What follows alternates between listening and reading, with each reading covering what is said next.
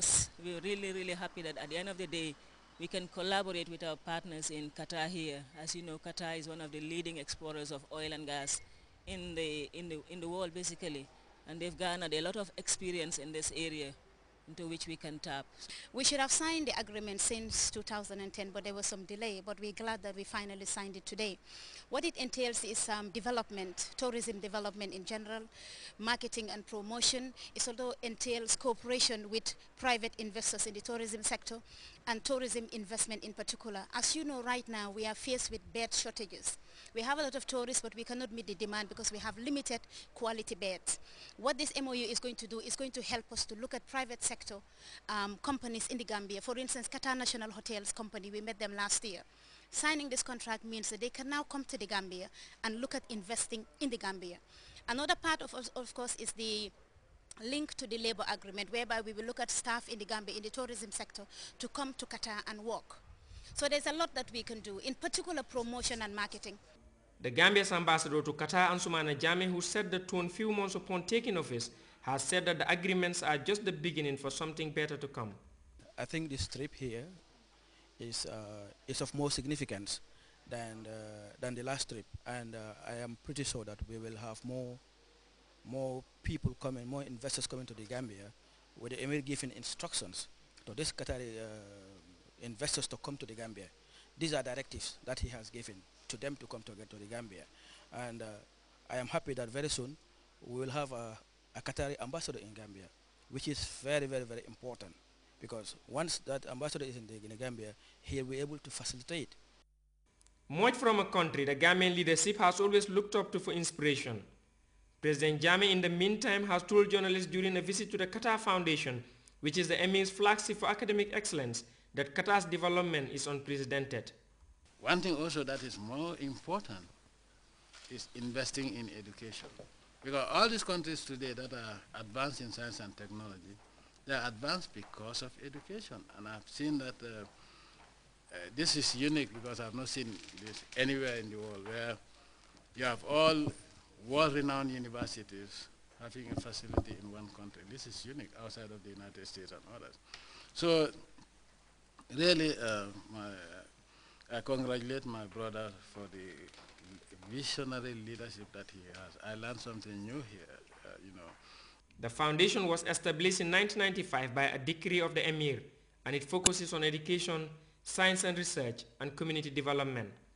It provides education at every level, from elementary through to university, and has a current enrollment of over 4,000 students of different nationalities in an education city that spreads over 3,200 acres.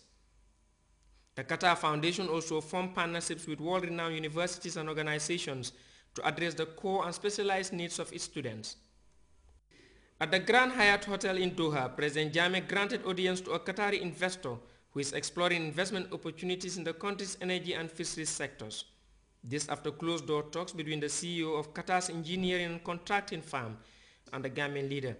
I was honored to meet him, and we discussed some projects and investment in Gambia, and one of them is the fishery, and the other one is in the power sector. Energy sector. Yes, in these two sectors. So we had a really successful meeting with His Excellency, and we are looking forward to continue this development of the project, and hopefully soon coming to visit Gambia, and hopefully we'll also sign these projects there as investors. An association of 9 ambassadors from countries in sub-Saharan Africa also called on His Excellency at his hotel. The association was formed 2 weeks ago to represent the welfare of people from this part of the continent and is chaired by Senegal. Professor Jammeh has offered to support the association, but advised that it should broaden its reach and open its doors for interested members from the rest of Africa if it is going to be a symbol of unity for the continent in this part of the world. As a Pan-Africanist, I believe that it is good that you form your organization. But when you look at Africa, Africa is multiracial. And if you call yourself sub-Saharan, they can accuse you of racism. So I think what you can do is extend to all African ambassadors, those who do not want to join, tomorrow they cannot come back and say, oh, we were not invited because we are not black. You understand? Form an association of African ambassadors. In every African country that you go today, you find all races, all tribes. And so if you say sub-Saharan, they will treat you as a group that wants to isolate or divide Africa into two.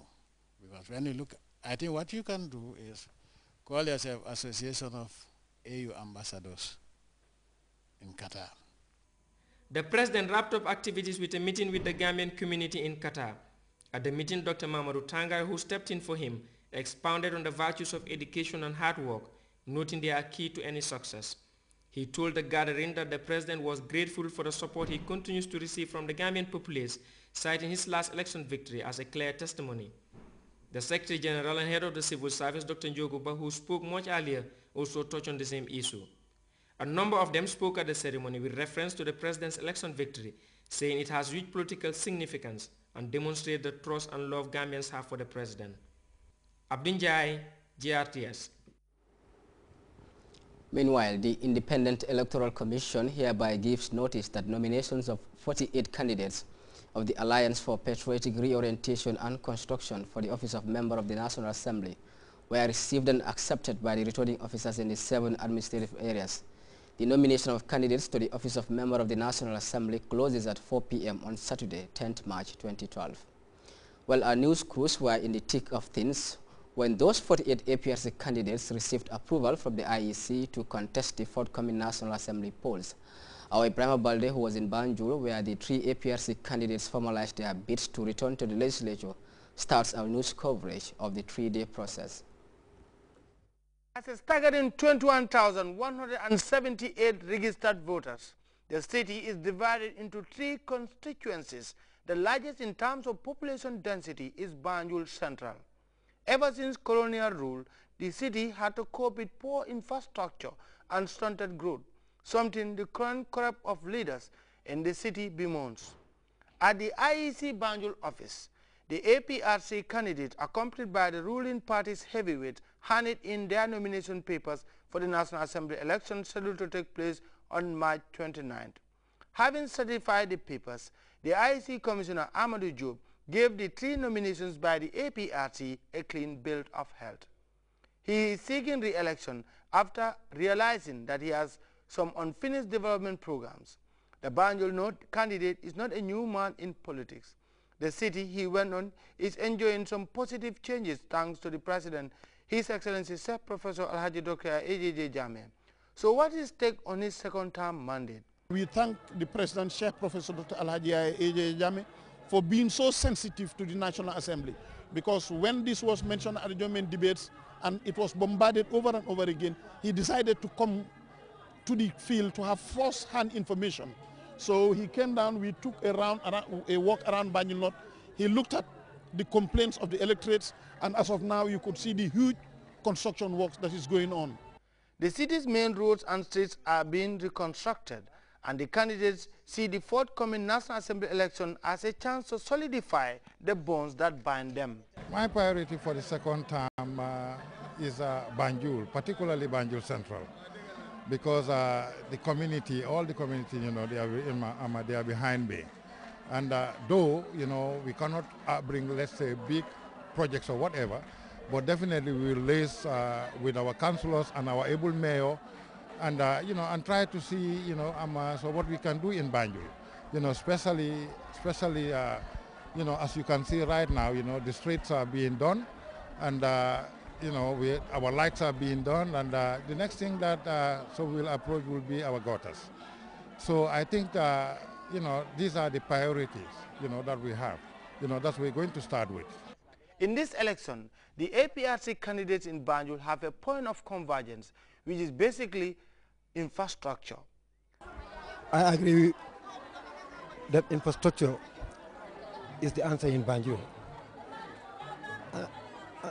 And as I always say, we belong to a political party, and there is the APRC.